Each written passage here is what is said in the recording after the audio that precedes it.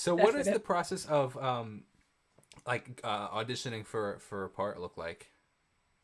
So right now, and I mean even before that, even before the pandemic and everything started, self tapes is really where it is Hmm. at the moment, and that's was kind of a little bit of a shock for me because we didn't really have self tapes in Argentina until the pandemic and everything, and now everybody auditions online. But it's been a thing in the US and Europe for a long time. So basically, I'm signed with an agency. My agent is the one that goes out and tries to find roles for me. um, you just get sent an email. They tell you, okay, this is what we want, depending on whether it's a commercial or it's a fictional project. You might have to like sign some sort of like NDA Sure. for them to send you like a script or something. You just get sent a project, and the really lovely thing is that they usually tell you, okay, we need this in 15 minutes. We don't really care what you're doing, but please Are send you it now. serious?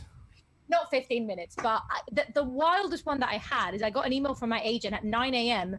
and they wanted it by noon. It's like, are you kidding me? I'm on my way to work. How am I supposed to do this? Yeah. At that point, I worked at a cafe. It was like just when I got to London. Uh-huh. I didn't really like, that's all I could do. I had to shoot my self tape in like the closet, like wardrobe.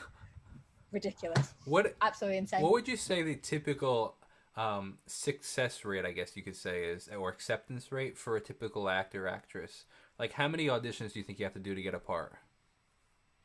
Well, it really depends on what kind of actor you are. So I guess the more niche that you are, the easier it is for you to get the parts that are, within that niche. So I would say me as a Latina, I Oh probably wait, hold on. like Your I'm your gonna your Latina accent came out right there when you said Latina. yeah, Yeah, did you hear that? Latina. That's funny. Yeah. It sort of comes and goes.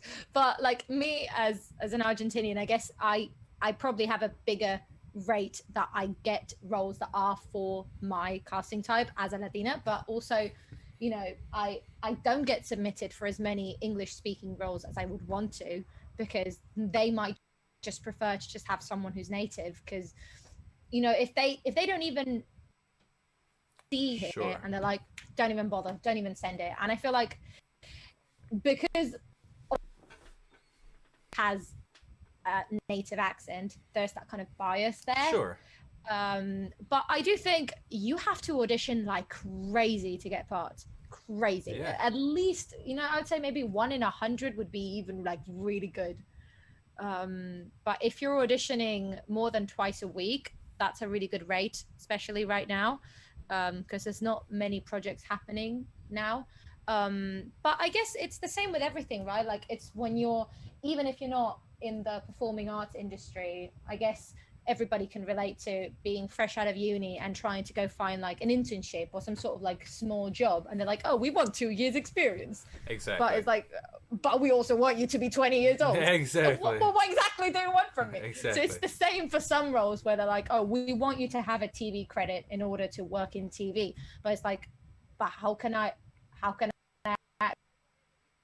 it gives me my first hit. Exactly. How am I ever going Exactly. in? So there's that kind of first gig that is the really kind of defining one, and I guess we're all kind of looking for that. In the meantime, right now everything's starting to pick back up, so most of the auditions that I get, a lot of them are commercials, a lot of short movies, some like TV kind of small appearances, a lot of video games. Really? As I voice acting?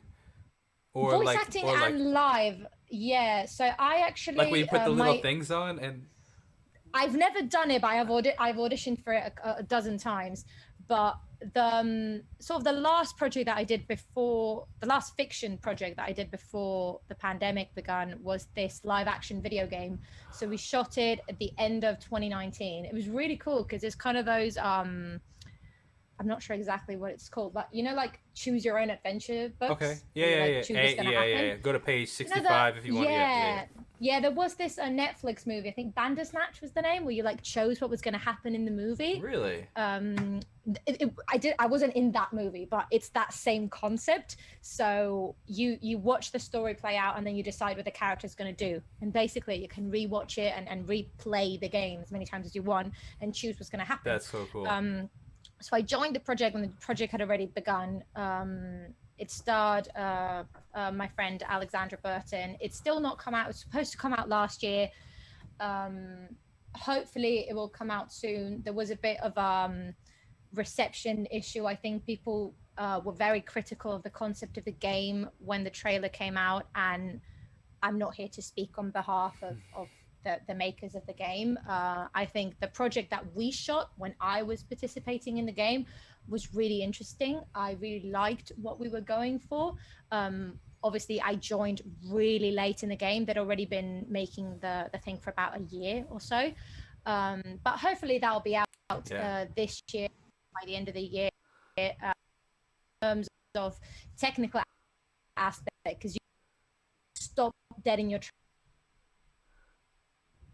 then go back and shoot the second out. So that was, or like a third or a fourth. So it was really interesting in terms of following the storyline. As an actor, that was actually very different from anything that I've ever done before. Sure. So that was really cool. But yeah, I never actually thought that, you know, fiction and video games could kind of mix together. It was really interesting.